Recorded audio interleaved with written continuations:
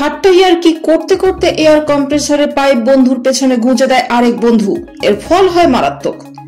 কম্প্রেসারের pressure এতটাই বেশি ছিল যে পাইপের দমকা জোরালো হাওয়ায় যুবকের মলদ্বার ফেটে যায়।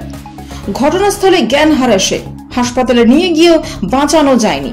এই ঘটনা বেঙ্গালুরুর। ইদানিংকালে প্র্যাঙ্ক করে চমকে দেওয়া বা হঠাৎ করে ভয় দেখিয়ে বোকা বানানোর একটা ট্রেন্ড চলছে বিশ্বজুড়েই।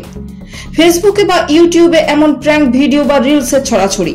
লোকজন এই ব্যাপারটাকে বেশ উপভোগও করছেন। তবে ইয়ার্কি বা মজা করা যতক্ষণ সীমার মধ্যে থাকে ততক্ষণই ভালো। যদি বেখেয়ালে বা বেআক্কেলে সেই মজা প্রাণঘাতী হয়ে ওঠে তাহলে তা অপরাধেরই সমান। তেমনই ঘটনা ঘটে গেছে বেঙ্গালুরুতে। পুলিশ জানিয়েছে যোগেশ নামে বছর 23-এর এক যুবক তার মোটর বাইক সরাতে গ্যারেজে নিয়ে গেছিল। সেই গ্যারেজেই কাজ করত তার বন্ধু মুরালি। সে যোগেশের বাইকটি তাড়াতাড়ি সারিয়ে দেয়, তারপর ভালো করে ধুয়ে এয়ার কম্প্রেসারে জল শুকোতে শুরু করে। এটা করতে করতে যোগেশের সঙ্গে ঠাট্টা ইয়ার্কি করছিল মুরালি, আর তখনই বিপদ ঘটে। এয়ার কম্প্রেসারের পাইপ যে বারে বারে যোগেশের সামনে নিয়ে যাচ্ছিল, জোরালো হাওয়ায় দম বন্ধ হয়ে যাচ্ছিল যোগেশের। সে মুরালিকে এটা করতে বারণও করে, তবে তাতে কান দেয়নি মুরালি।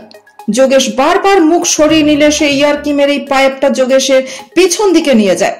পাইপের মুখটা ছিল যোগেশের মলদ্বারের দিকে। পাইপ থেকে বেরোনো হাওয়ার বেগ এতটাই বেশি ছিল যে তা যোগেশের মলদ্বার ফাটিয়ে ভেতরে ঢুকে যায়। সঙ্গে সঙ্গে জ্ঞান হারায় যোগেশ। তড়িঘড়ি তাকে হাসপাতালে নিয়ে যাওয়া হয়। ডাক্তাররা জানান মলদ্বার ফেটে ভেতরে রক্তক্ষরণ হয়েছে যুবকের। তাকে আর বাঁচানো যায়নি।